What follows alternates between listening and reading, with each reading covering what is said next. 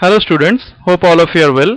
So today I am going to discuss about our next topic of abstract algebra, that is the quotient group.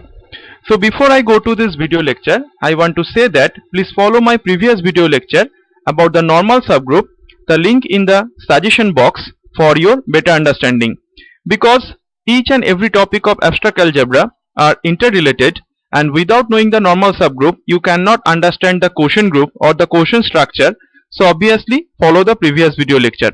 So let's start with our definition. So quotient group के बारे में अगर हम लोग को जानना है तो पहले तो हम लोग को नॉर्मल सब ग्रुप के बारे में जानना होना चाहिए. तो नॉर्मल सब ग्रुप के बारे में मैंने पिछले वीडियो लेक्चर में तुम लोग को डिटेल्स में कैलकुलेशन करके बताया था, और कैसे हम लोग नॉर्मल सब ग्रुप को प्रूफ करते हैं उसके बारे में भी मैंने तुम लोग को डिटेल्स बोला है वहां पे. Now suppose capital G be a group we have in our hand and H be a normal subgroup of the group is given to us. तो H अगर normal subgroup हो चुका है तो therefore there exists no distinction between the left cosets and right cosets of H in G. Because normal subgroup का definition ही ये है कि if H be a normal subgroup of the group G, then AH will be equal to HA for all A belongs to G. So there will be no difference between the left coset and the right cosets of H in G. तो left coset या फिर right coset को अलग से बोलने की कोई जरूरत नहीं है. अगर H नॉर्मल सब ग्रुप हो चुका है तो तुम लोग सिंपली उसको कोसेट कह सकते हो, क्योंकि वहां पे अगर हम लोग लेफ्ट कोसेट लिखेंगे तो लेफ्ट कोसेट राइट कोसेट के साथ इक्वल हो जाएगा और राइट कोसेट भी लेफ्ट कोसेट के साथ इक्वल हो सकता है. माने हो सकता नहीं है, हो जाएगा. ठीक है. तो यहाँ पे हम लोग क्या कर रहे हैं, एक सेट पकड़ रहे हैं capital S which is consist of all distinct left cosets of H in G, और you can say distinct right cosets of H in G. तो H अगर नॉर्मल सब ग्रुप है तो उसको लेके हम लोग बहुत सारा कोसेट्स बना सकते हैं.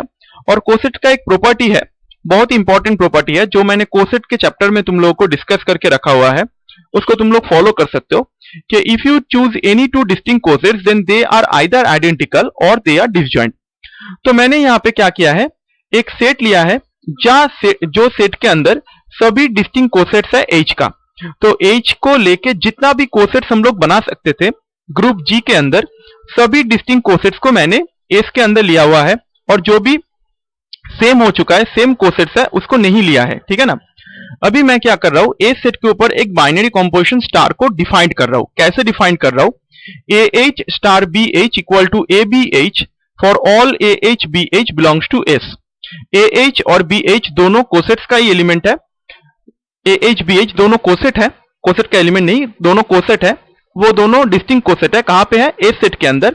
तो दोनों कोसेट को अगर स्टार से कंपोज करेंगे तो वो क्या हो जाएगा, ABH हो जाएगा. वो भी एक कोसेट ही होगा.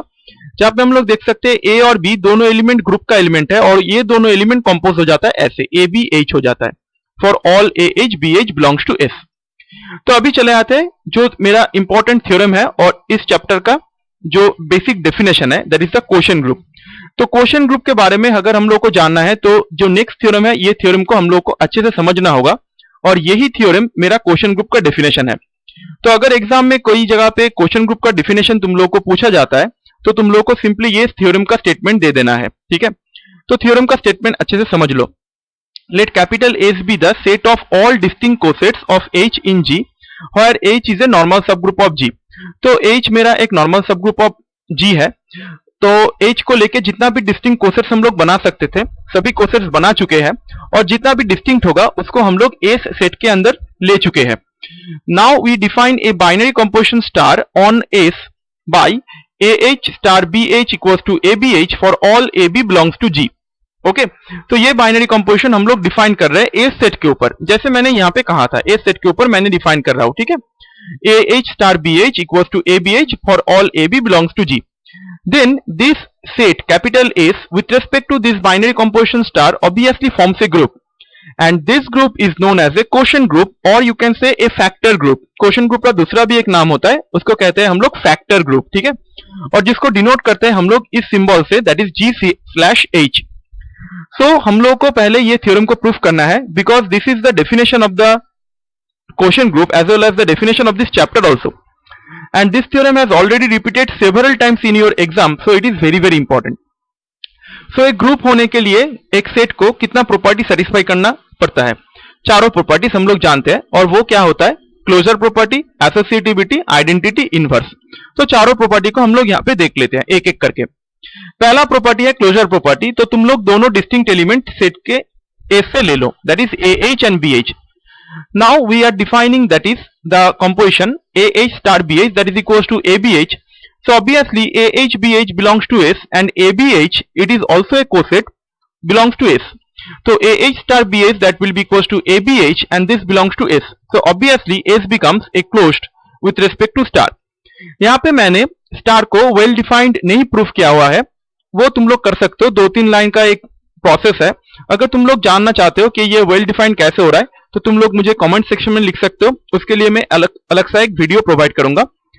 अभी समझने के लिए हम लोग सोच लेते हैं AH star BH that will be equals to ABH and that must be an element of S. So obviously S becomes a closed set with respect to the binary composition star. Now to check the associativity property we have to consider 3 elements, that is AH, BH and CH belongs to S. So obviously AH star BH star CH that will be equals to first AH BH को कर लेते हैं तो ये हो जाएगा ABH, उसके बाद CH के साथ कंपोज करेंगे तो ये आ जाएगा ABCH। सिमिलरली अगर हम लोग AH star BH star CH करेंगे इसका भी वैल्यू आ जाता है ABCH, तो हम लोग देख सकते हैं कि दोनों वैल्यू सेम है। That means the change of bracketing is allowed here, that is S satisfying the associativity property. Next चले आते हैं आइडेंटिटी एलिमेंट पे। ग्रुप है तो इसका मतलब आइडेंटिटी एलिमेंट तो होना ही चाहिए। तो जो नॉर्मल सब ग्रुप है मेरा, जिसको लेके मैं यहाँ पे कोशेंट स्ट्रक्चर फॉलो कर रहा हूं, वो नॉर्मल सब ग्रुप खुद एक कोसेट है। अगर तुम लोग ऐसे उसको सोच सकते हो, H is itself a coset because H can be written as E into H, जहां पे E हो जाता है identity element of the group. तो आइडेंटिटी एलिमेंट जो ग्रुप का होता है वो सब ग्रुप के अंदर भी रहता है। तो E जैसे आइडेंटिटी एलिमेंट ग्रुप का है, वो E आइडेंटिटी एलिमेंट H का भी है। तो E के साथ अगर H को तुम लोग कंपोज करते तो वो H ही देता है वापस। तो E H और H must be an element of the set capital S because it is itself a left coset. जितना भी लेफ्ट कोसेट रहेगा वो S सेट के अंदर रहेगा। तो H एक लेफ्ट कोसेट है तो S कहां पे रहेगा, H कहां पे रहेगा, S सेट के अंदर रहेगा। अभी S सेट का कोई भी डिस्टिंक्ट तुम कोसेट चूज करो, AH सपोज, AH के साथ अगर EH को तुम लोग कंपोज करते हो ये बाइनरी कॉर्पोरेशन स्टार से, तो हम लोग देख सकते हैं AEH आ जाता है। AE का मतलब होता है A, तो इसीलिए मैंने E को नहीं लिखा है, डायरेक्ट मैंने लिख दिया है AH। सो AH के साथ अगर EH को कंपोज करते हैं तो वो AH को वापस कर देता है। तो ये किस एलिमेंट का नेचर है, ये आइडेंटिटी एलिमेंट का नेचर है। तो obviously EH becomes the identity element of capital S.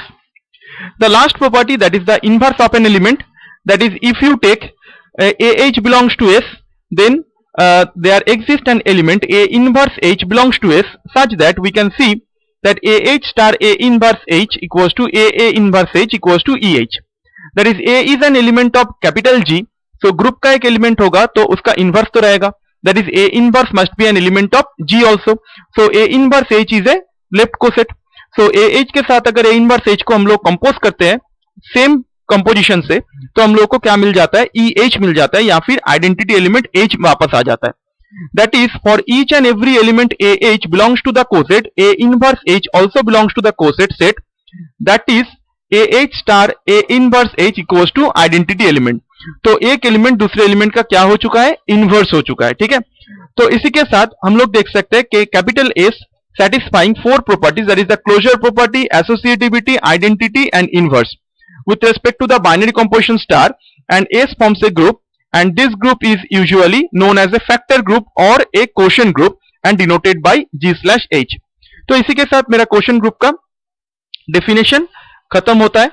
Now if you like this video, then obviously subscribe this channel and give some like, share with all of your friends and keep